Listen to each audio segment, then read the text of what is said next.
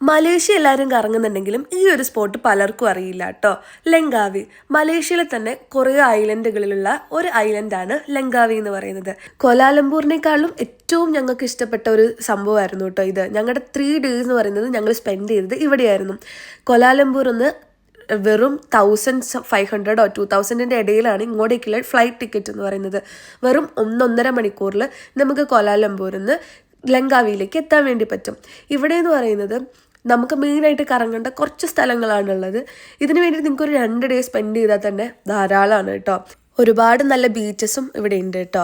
അപ്പം ഞങ്ങൾ ആദ്യം പോയത് ആ ഒരു സ്റ്റാച്യൂൻ്റെ ലങ്കാവിയുടെ തന്നെ ആ ഒരു ഈഗിൾ സ്റ്റാച്യൂവിൻ്റെ ഇങ്ങോട്ടേക്കാണ് പോയത്.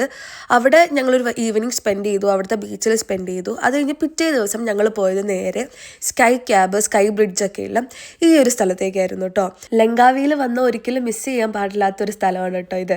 ഇവിടെ എന്ന് പറയുന്നത് നമുക്ക് റേറ്റ് എന്ന് പറയുന്നത് നമ്മൾ കോംബോ ഓഫേഴ്സ് പോലെയാണ്. ഇപ്പോൾ സ്കൈ ക്യാബ് അതുപോലെ ഈ സ്കൈ ബ്രിഡ്ജ് ഇതിനിങ്ങനെ ഓരോന്നിനും ഓരോ കോംബോ ആയിട്ടാണ് അവിടെ വെച്ചിരിക്കുന്നത്. നമുക്ക് സിംഗിളായിട്ട് വേണമെങ്കിലും എടുക്കാം. അപ്പം നമുക്ക് ബാക്കിയുള്ളതിലൊന്നും കയറാൻ വേണ്ടി പറ്റില്ല. അപ്പം ഞങ്ങൾ എടുത്തത് സ്കൈ ക്യാബ്, സ്കൈ ബ്രിഡ്ജ്, പിന്നെ സ്കൈ ഡോം, ഈ 3 പാക്കേജായിരുന്നു ഞങ്ങൾ എടുത്തത്. പിന്നെ 3D ആർട്ട് ഗാലറി. ഇതിനൊക്കെ കൂടി ഞങ്ങൾക്ക് ഒരാൾക്ക് വന്നത് ഏകദേശം 1800 1900 നമ്മുടെ നാട്ടിലെ പൈസയാണ്. അവിടുത്തെ റിങ്കറ്റ് ഏകദേശം ഒരു 85 റിങ്കറ്റാണ് ആയത്. ഞങ്ങൾ ഈ സ്കൈ ഗ്ലൈഡ് എടുത്തില്ലായിരുന്നു. അതുകൊണ്ട് തന്നെ ഞങ്ങൾ ഇറങ്ങി നടക്കേണ്ട ആവശ്യം വന്നിരുന്നു. പക്ഷെ പ്രായമുള്ളവർ കൂടെ ഉണ്ടെങ്കിൽ അത് എടുക്കുന്നതായിരിക്കും നല്ലത് കേട്ടോ. അപ്പോൾ പാർട്ട് 2 ആയിട്ട് ഞാൻ വരാം. ബൈ.